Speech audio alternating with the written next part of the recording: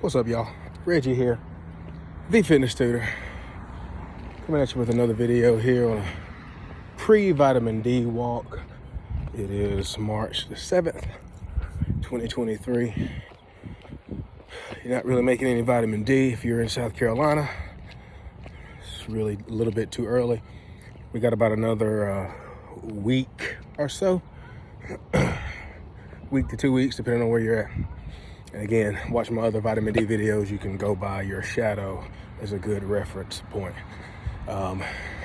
Anyway, wanted to do a little follow-up on migraines.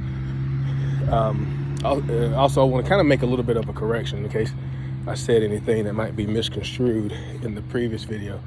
Migraines are different than tension or other typical headaches because the migraine is caused more by a malfunction of the brain, and whereas other headaches are caused by other things causing the pain to start. So obviously you can get hit in the head and have a headache, but that's different than it coming from tension or coming from your actual brain doing something that it kind of shouldn't be doing or that you don't want it doing. No judgment, of course, but it's just like having a hiccup. Hiccups can be painful for some people. Mine aren't the most comfortable, but I don't have them too often. But it's like the hiccup is a malfunction of your diaphragm. So, it's not that you have brain disease you should judge yourself for, but because to remember, if you remember, brain cells don't have pain receptors. Now the vessels in your blood, the blood vessels in your brain do, but you don't really have pain receptors in your brain tissue. So the underlying cause of a migraine as a trigger, it can certainly be triggered by tension and almost you name it. Allergies, drinking is a very common one. As I walk with my Margaritaville hat on, it's Taco Tuesday, and I will not be making any tequila-based drinks tonight, I promise. But and to add on to that, a lot of people don't know that alcohol has an excitatory effect on a lot of people, especially if you are a person who's if you feel like if you have a quote-unquote addictive personality, especially when it comes to alcohol, there's a good chance that it is because it has excitatory effects on you.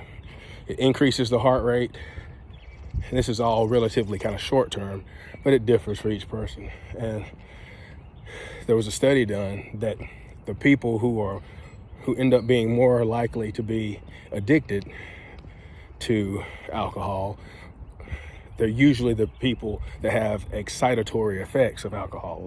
So you take your pulse, or sometimes you can just tell, especially after having anxiety at the wrong time. Too much alcohol too fast for me gives me more anxiety and has caused several anxiety attacks. Now that I kind of blew my circuitry, a couple of decades ago, having anxiety attacks. So more on that later. But alcohol is very weird, and for some people it doesn't have those immediate excitatory kind of effects. And some people just don't like alcohol. For some people it's an immediate downer. For me, again, I can tell it has excitatory effects for me, and that's part of the reason why I think I came close to some level of alcoholism not too long ago. I don't want to be in denial about that, but again, that's another video. So, but yeah, you can be, the things that trigger a migraine can be almost anything, but it is triggering a malfunction. Whereas tension and sinus, is just related. The headache is more of a symptom of the other things going on. Anyway, again, I'm putting it the best way I can, but I don't want anybody to think that I'm trying to say that migraines can't be brought on by tension or anything else, because they can certainly be brought on by almost anything under the sun if you read about it or if you know people. So they can most certainly be triggered, but it is the underlying, I guess, pathology might be the word, the underlying biology of the actual cause of the pain once it's taking place inside of your body. The cause of where that's coming from and the reasons for it are different than other typical headaches.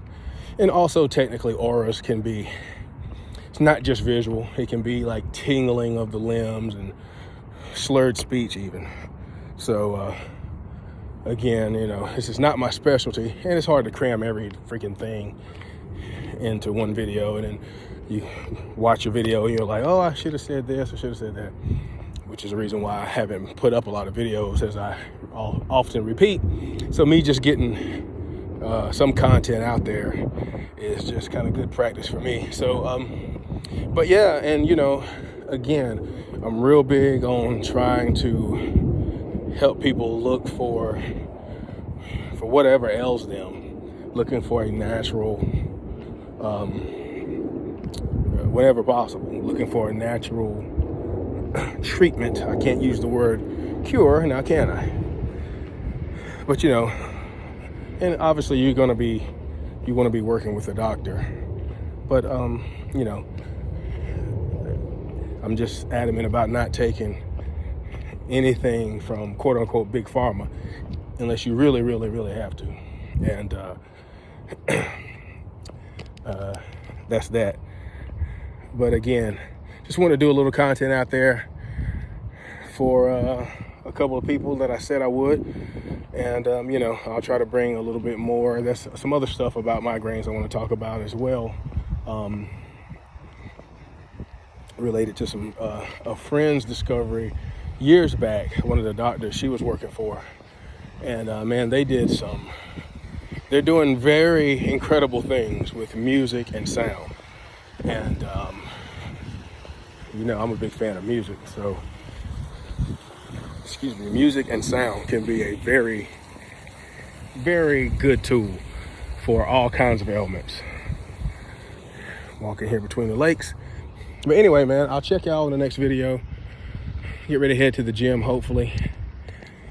And I think it's going to be leg day, so that's going to be fun. Whew. All right, check y'all later. Peace, love, and light. See ya.